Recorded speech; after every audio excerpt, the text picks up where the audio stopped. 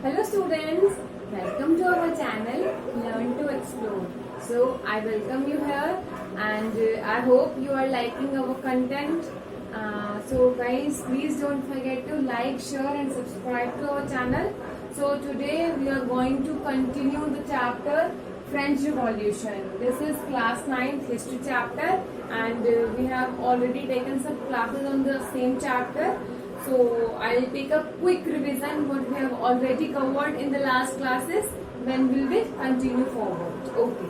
Then starting from the beginning of chapter, French Revolution. It started on 14 July 1789. That was the day when there was a tense situation in the state of France.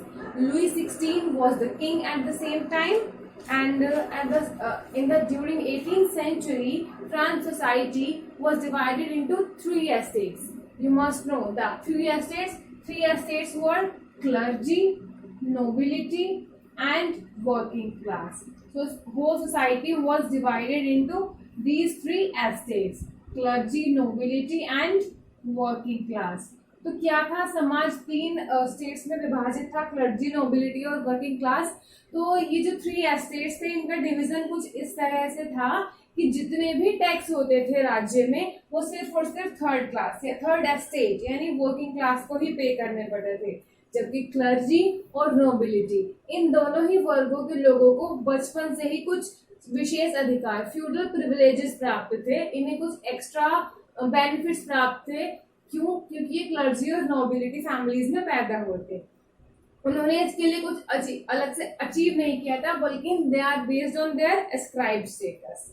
Eight the same time जब France में सब कुछ situation tense चल रही थी, people were able to see that they are being discriminated, तो उसी time पर क्या होता है, फ्रांस में मिडिल क्लास यानी एक मध्यम वर्ग का उदय होता है, जो कि ये जो वर्किंग क्लास है, जो काम वाले लोग हैं, इन्हीं में से एक थोड़ा सा प्रोस्पीरियस सेक्शन था, थोड़ा सा समृद्ध जो लोग का ग्रुप था.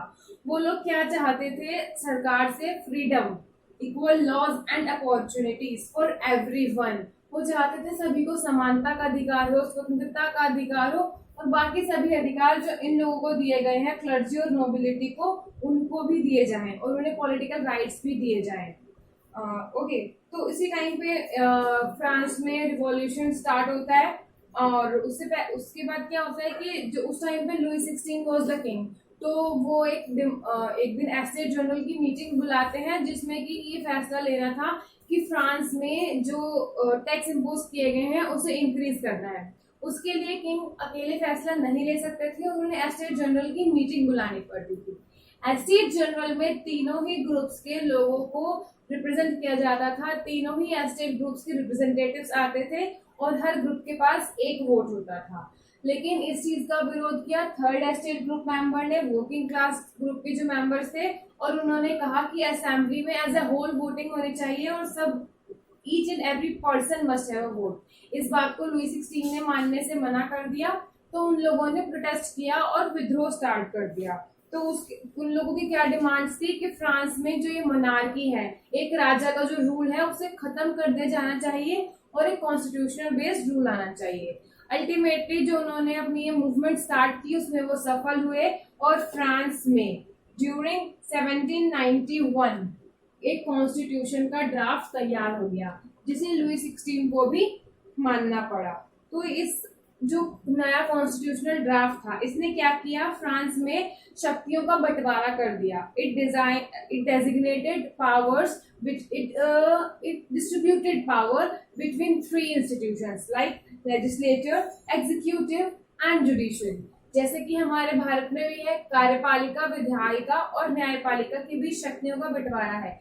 उसी प्रकार फ्रांस में भी शक्तियों का बंटवारा कर दिया गया और राजा के पास सारी शक्तियां उसके हाथ में नहीं थी. इसके बाद क्या होता है कि जो कॉन्स्टिट्यूशन था वो डिक्लेरेशन ऑफ राइट्स के साथ स्टार्ट होता है, और कुछ ऐसे rights like right to life, freedom of speech, freedom of opinion हर किसी को दिए जाते हैं, और ये स्वीकार किया जाता है कि ये नेचुरल राइट है और इन्हें कोई भी छीन नहीं सकता.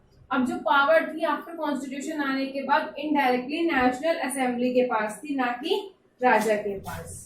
ओके, आफ्टर दिस क्या होता है कि जो फ्रांस था, फ्रांस के जो पड़ोसी देश थे, they were planning to attack on France because they were worried about the development. जो डेवलपमेंट हो रहे थे फ्रांस में, उन सबसे वो चिंतित थे, तो वो हमला ही करने वाले थे। लेकिन उससे पहले ही नेशनल असेंबली ने 1792 में एक वॉर डिक्लेयर कर दिया अगेंस्ट रशिया एंड ऑस्ट्रिया। तो लोगों ने इस वॉर को, इस युद्ध को किस तरह से लिया कि लोगों का युद्ध है एरिस्टोक्रेसी के खिलाफ, मोनार्क राजाओं के खिलाफ। इसी टाइम पे क्या हुआ, क्योंकि अब ये वॉर स्टार्ट हो गया, तो इसकी वॉर, तो जो महिलाएं थी अब उनके ऊपर ये जिम्मेदारी आ गई कि वो घर के लिए पैसे भी कमाएं, बच्चों की देखभाल भी करें, क्योंकि पुरुष युद्ध में बिजी थे। उसी टाइम पे क्या था, जो युद्ध से रिलेटेड नीतियां थी या जो सरकार जो भी कदम उठा रही थी, इन सबके डिस्कशंस के लिए कुछ क्लब स्टार्ट हुए। उन्हीं में से एक फेमस क्लब था Jacobin club. Okay, it was one of the most important club which comprised of less prosperous section of the society। इसमें जैकोबिन क्लब में वो लोग सदस्य थे जो समाज के उतने समृद्ध वर्ग से नहीं थे, मतलब जिनके पास बहुत ज्यादा मनी नहीं थी। इनके लीडर थे मैक्सिमिलियन रॉबेस्पियर। तो क्या हुआ, जैकोबिन्स के आने के बाद इन्होंने क्या किया, इलेक्शन लड़े और ये सत्ता में आ गए फ्रांस की। उसके बाद इन्होंने क्या किया, एक नई नेशनल असेंबली बनाई, कन्वेंशन, जिसने ये फैसला किया ऑन सितंबर 1972 को मोनार्की को फ्रांस से खत्म कर दिया कि अब यहाँ पर राजा का शासन नहीं होगा। ऐसा नहीं होगा कि राजा के बाद उसका बेटा राजा बने। और 21 जनवरी 1793 को इन्होंने लुई 16 को पब्लिकली हैंग कर दिया, यानी कि उसे फांसी की सजा सुना दी गई। उसके बाद क्या होता है, so let's see the region of terror between period of 1793 to 94। 93 में जो है लुई 16 को फांसी दे दी गई, तो 93 से 94, 1793 टू 94 क्या होता है, फ्रांस में एक काफी डर का टाइम था, मतलब सभी लोग जो है काफी डरे हुए थे। तो मतलब पूरे सत्ता, जो प्रजा थी उसमें एक भय का माहौल था, उन्हें समझ नहीं आ रहा था कि ये जो पॉलिसीज हैं, जो न्यू रूलर है वो क्या है। Robespierre was the new ruler. He followed a policy of severe control and punishment. उसने कौन सी नीति यूज की, जिसमें बहुत ज्यादा नियंत्रण था और गलतियों के लिए बहुत कड़ी सजा दी जाती थी। All those seems enemy of republic to him, like ex-nobles and clergy, members of other political parties, etc., were arrested, imprisoned, and then tried by a revolutionary tribunal। तो रॉबेस्पियर ने क्या किया, जो लोग उसे दुश्मन लगते थे कि राज्य के लिए दुश्मन है, फ्रांस के साथी नहीं है, जैसे कि पहले जो लोग नोबिलिटी वर्ग और क्लर्जी वर्ग के थे, या फिर दूसरे पॉलिटिकल पार्टीज के लोग। फॉर एग्जाम्पल हमारे यहाँ पे अलग अलग पार्टीज हैं, कांग्रेस, बीजेपी, आप एक्सेट्रा एक्सेट्रा, तो जो भी उसकी पार्टी के नहीं थे वो सब उसे दुश्मन नजर आने लगे। तो उसने क्या किया, उन सब लोगों को अरेस्ट करवाया, जेल में डलवा दिया, और उसके बाद उनकी जो मतलब इंस्पेक्शन होता था वो एक रिवॉल्यूशनरी ट्रिब्यूनल के द्वारा होता था। और अगर उन्हें दोषी पाया जाता था, on found being guilty, they used to be bulletin, उनको बुलेटिन में डाल दिया जाता था। बुलेटिन क्या था, bulletin was a device consisting of two poles and a blade with which a person is beheaded। Bulletin एक ऐसा डिवाइस था जिसमें जिस व्यक्ति को डाला जाता था उसके दो टुकड़े हो जाते थे, उसमें एक ब्लेड लगा हुआ था। ये एक बहुत ही बुरी तरह से सजा देने का तरीका था फ्रांस में, by the king, who was the king at this time, Robespierre. तो ये जो डिवाइस था इसका नाम भी डॉक्टर बुलेटिन के नाम से रखा गया था, जिन्होंने इसका इन्वेंशन किया था। Government issued laws placing a maximum ceiling on wages and prices। Meats and bread were rationed।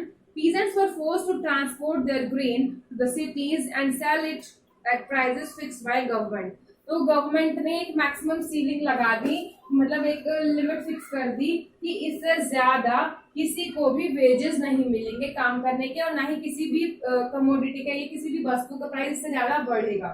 Meets और ब्रेड की भी राशनिंग कर दी कि मीट और ब्रेड किसको कितना मिल सकता है। पीजेंट्स को यानी किसानों को फोर्स किया गया कि जितना भी उन्होंने किसान उगाया है वो उसे शहर में जाकर उस प्राइस पर बेचेंगे जो सरकार ने तय किया है।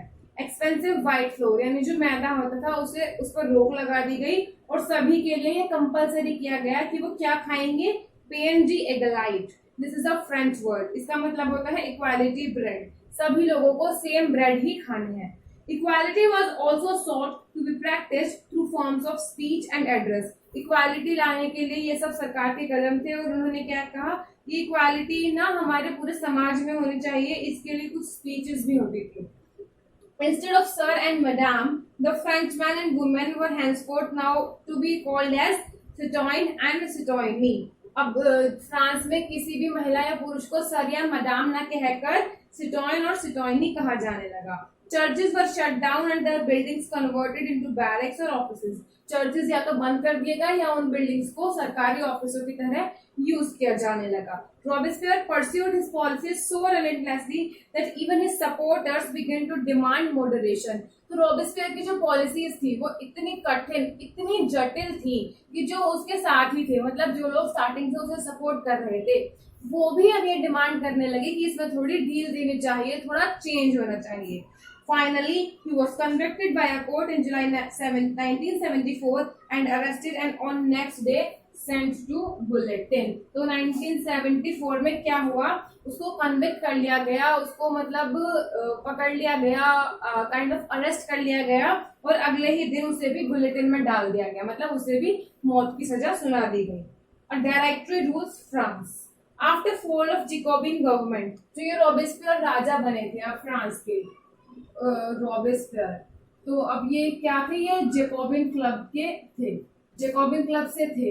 लेकिन अब जब ये भी चले गए तो उसके बाद क्या होता है फ्रांस में, wealthy and middle class seized power. New constitution was introduced and denied the vote to non-property sections of society. तो वो लोग जिनके पास कुछ संपत्ति थी और मध्यम वर्ग के संपत्ति वाले लोग सत्ता में आ जाते हैं, नया कॉन्स्टिट्यूशन, नया संविधान बनाते हैं, और वो लोग जिनके पास संपत्ति नहीं थी, प्रॉपर्टी नहीं थी, उनसे वोट के अधिकार दोबारा छीन लिए जाते हैं. Provide 2 legislative councils elected there, then appointed a directory in executive made of 5 members. तो अब जो नई गवर्नमेंट आई, नया कॉन्स्टिट्यूशन आया, उसने क्या किया, 2 लेजिस्लेटिव काउंसिल्स बनाई और उसमें क्या होता था, एक डायरेक्टरी एंड एग्जीक्यूटिव होती थी जिसमें 5 मेंबर्स होते थे. This was made to safeguard the concentration of power in one man executive as under Jacobins. तो ये किस लिए किया गया, जिससे कि जो जेकोबिन्स है, जेकोबिन्स के टाइम पे क्या हुआ था, सत्ता एक व्यक्ति के हाथ में आ गई थी, उसको दूर करने के लिए अब ये किया गया कि 5 मेंबर्स की डायरेक्टरी बनाई गई. However, directors often clashed with the legislative councils. The political instability of the director paved the way for the rise of a military dictator, Napoleon Bonaparte. अब जो डायरेक्टर्स थे उनमें भी कई बार आपस में मतभेद या लड़ाई टाइप हो जाती थी, इसलिए जो है पॉलिटिकल इंस्टेबिलिटी, मतलब राजनीतिक रूप से अस्थिरता आ गई. कोई भी किंग, कोई भी रूल जो है टाइम तक चल ही नहीं पा रहा था. तो उस टाइम पर क्या हुआ, मिलिट्री डायरेक्टर्स, एक नए मिलिट्री डायरेक्टर नेपोलियन बोनापार्ट ने वहां पर आते हैं. All these changes in the form of government ideals of freedom, of equality before law, and of fraternity remained inspiring ideals. ये सब चीजें जैसे कि जो आइडियल्स थे, मतलब जो फ्रांस से आए थे आइडियाज, लाइक फ्रीडम होनी चाहिए, इक्वालिटी होनी चाहिए, फ्रेटर्निटी होनी चाहिए, ये सब अभी भी वहां पर इंस्पायरिंग थे, मतलब लोगों को मोटिवेट कर रहे थे पूरे यूरोप में, जो फ्रांस से ही निकले थे idea. Did women have a revolution? Now see. From beginning, women were active participants. Women were active participants. तो क्या था, जो women क्या थी, active participants थी या नहीं? तो they brought so many changes in the France society. France society में महिलाओं की वजह से काफी चेंज आए. तो आइए देखते हैं क्या चेंज आए. With the hope to pressurize the revolutionary government to introduce measures to improve their life. Women जो है प्रेशराइज करने लगी गवर्नमेंट को कि वो तरीकों में सुधार लाएं जिससे कि महिलाओं के जीवन के स्तर में भी वृद्धि हो सके, सुधार हो सके. Mostly third estate women used to work for living as seamstresses और launderers, sold flowers, fruits and vegetables at market. तो क्या हुआ उस टाइम पर, जो थर्ड स्टेट की महिलाएं थी, मतलब जो ज्यादातर वर्किंग क्लास की थी, उन्हें क्या है ज्यादातर काम करना पड़ता था, जैसे कि कपड़े धोने का काम, फूल बेचने का काम, सब्जी बेचने का काम, या फिर अमीर लोगों के घरों में जाकर सर्वेंट वाला काम.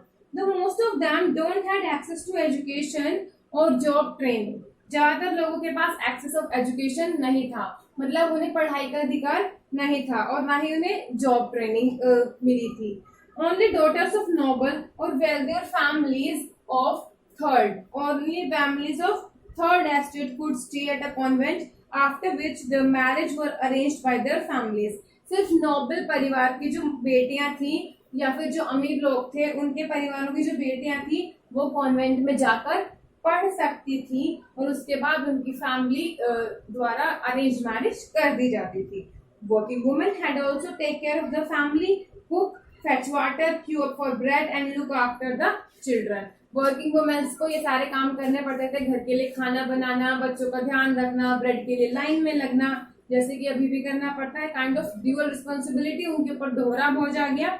वर्किंग वुमेन जो बाहर काम नहीं करती थी, इसके बावजूद जो उनके वेजेस थे पुरुषों से कम थे. Discuss and voice their interests, women started their own political clubs and newspapers. अब उनके मुद्दे, उनके इश्यूज, उनकी समस्याओं के बारे में बात करने के लिए महिलाओं ने भी अपने पॉलिटिकल क्लब्स और अखबारों की शुरुआत की. About 60 women's club came up in different French society. The Society of Revolutionary and Republican Women was most famous. लगभग 60 ऐसे क्लब फ्रांस के अलग अलग शहरों में बने. उनमें से एक काफी फेमस था, the Society of Revolutionary and Republican Women. One of their demand was same political rights. What they want? Political rights. मतलब वोट का अधिकार उन्हें भी पुरुषों के बराबर ही मिलना चाहिए. ये उनकी एक मुख्य डिमांड थी या मांग थी. And be a member of assembly. उन्हें असेंबली का मेंबर माना जाए. उन्हें वहां पर भी पॉलिटिकल पोस्ट जैसे कि पुरुषों को दी जाती है उन्हें भी पोस्ट मिले और इसी तरह से वो अपने जो मुद्दे हैं, अपनी प्रॉब्लम्स हैं, सरकार के सामने रख सकती हैं. ये उनका कहना था. In early years the revolutionary government introduce laws to help improving the lives of women together with the creation of state schools.